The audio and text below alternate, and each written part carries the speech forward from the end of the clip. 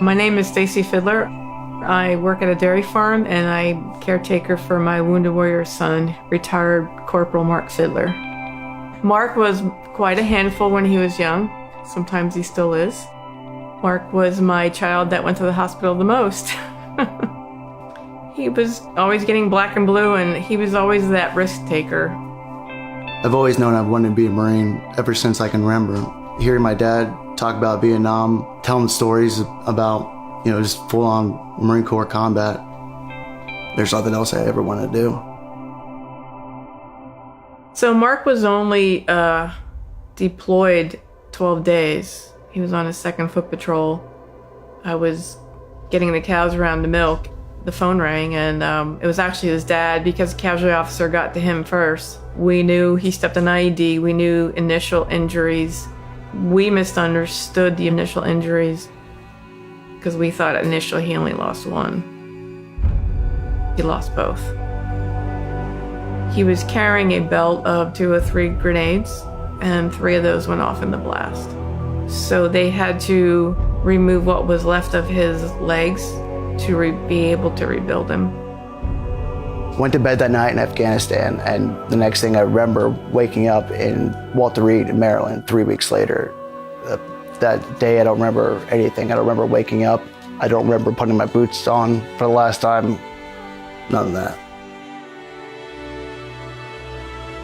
I was in a hospital bed for 6 months straight, just flat on my back. He had multiple surgeries since, and we spent a total of 3.5 years at Walter Reed till he retired. So Mark and I, we like to hike. He did anything that was a challenge. He loves hunting. When I was in the hospital, I had an elk hunt planned for almost the exact year after I got injured. The doctors all didn't think I'd be able to make it. I said, I'm going on the damn trip, I don't care. But when the time came, I went on the trip. So I got a 6x6 bull with a 600-yard shot. So pretty happy with that one. People see me on the street and they always ask me, how can I help more? How can I help other wounded warriors? One of the best ways is to donate to one of the charities. There's a lot of organizations out there like the PenFed Foundation that have helped me and my family out. The support of the nonprofits is hugely important for these guys. What I like to tell people is the government takes care of them, but the nonprofits make their life worthwhile. So I'm often asked, what can we do? And we see these guys and people are crushed.